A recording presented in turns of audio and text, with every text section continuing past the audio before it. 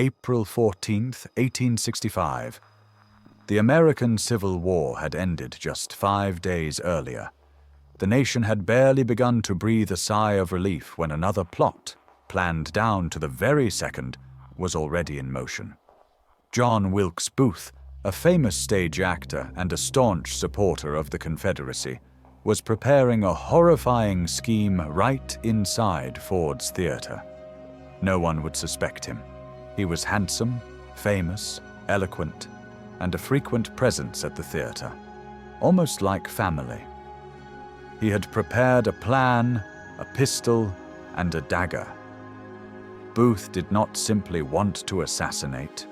He wanted to overthrow the federal government in a single night. Booth had secretly gathered 3 men willing to risk their lives for the South. Lewis Powell, a man accustomed to violence, assigned to kill Secretary of State William Seward.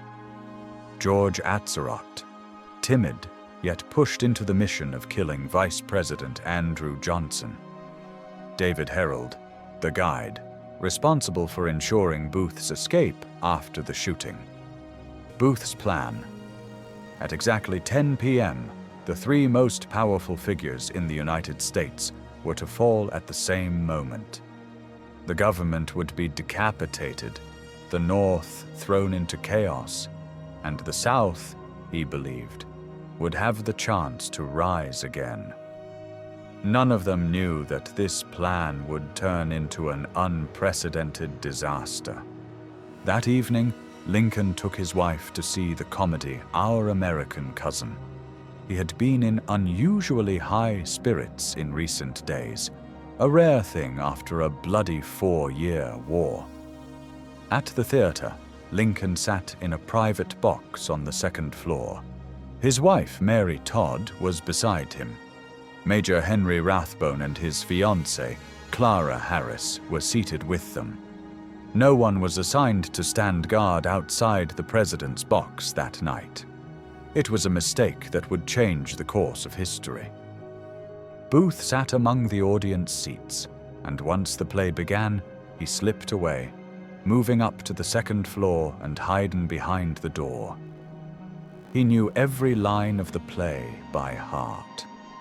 He waited for the exact line that would make the audience roar with laughter, the laughter that would hide the sound of the gunshot. 10:15 p.m., laughter erupted.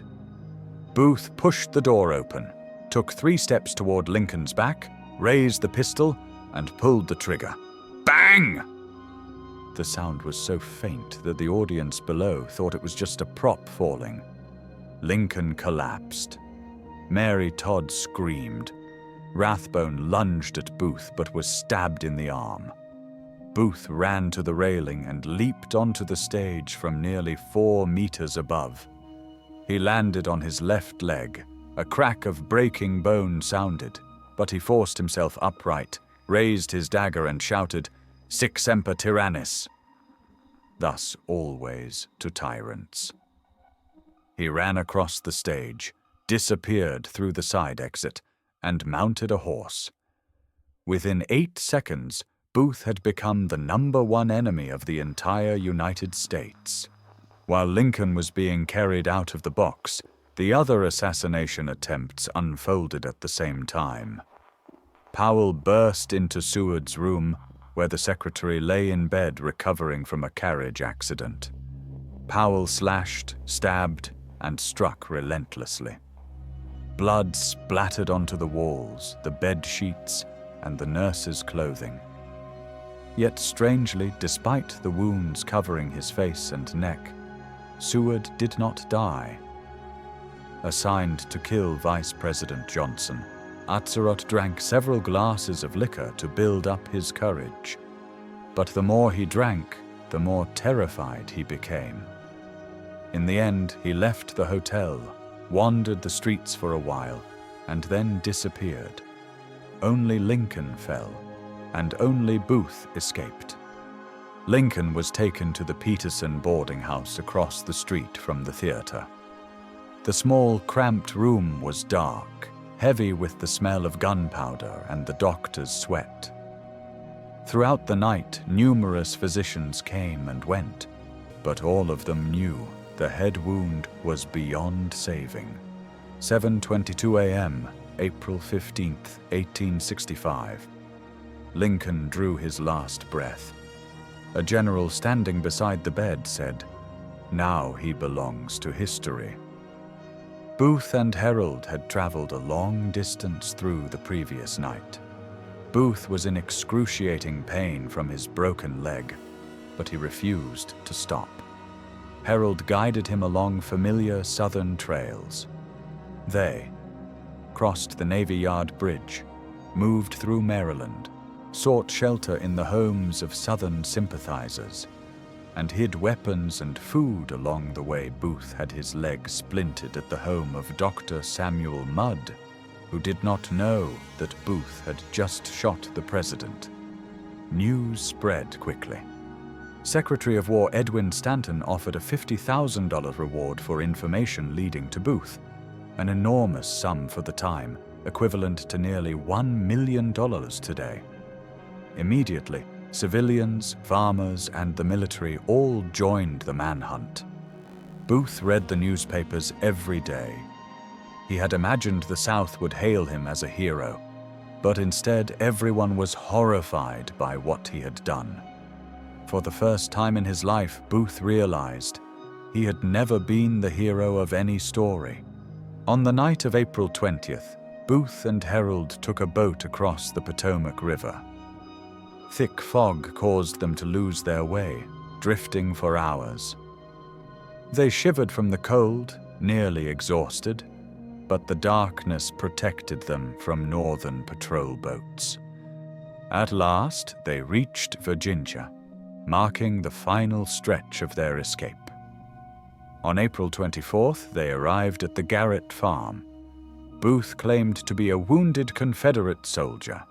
The Garrett family took pity on him and offered shelter, though they did not completely trust him.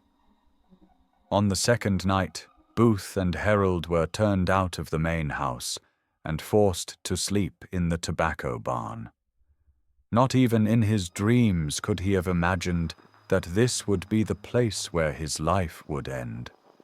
2:30 a.m., April 26, 1865, the 16th New York Cavalry surrounded the farm. Herold surrendered the moment he heard rifles being cocked. Booth did not. He shouted from within the darkness, "I will not come out. I will not let them take me alive." The soldiers ordered the barn to be set on fire. Flames erupted, bright enough to reveal Booth standing in the blazing red light, a rifle in his hands. Sergeant Boston Corbett saw Booth's silhouette flicker in the firelight and pulled the trigger. The bullet passed through the back of Booth's head, almost the same spot where he had shot Lincoln. Booth collapsed onto the floor, gasping for breath. As the soldiers carried him outside, he looked at his own hands and whispered, "Useless, useless." 3 hours later, Booth was dead. John Wilkes Booth, a man who once stood beneath the stage lights like a star, left this world in the flames of his own making, a life burned away by blind conviction. Booth's accomplices were brought to trial. Lewis Powell, George Atzerodt, David Herold, and Mary Surratt were all hanged. Secretary Seward recovered. Vice President Johnson assumed the presidency. The entire nation entered a long period of mourning for Lincoln. The assassination did not change the outcome of the war. It did not spark any uprising.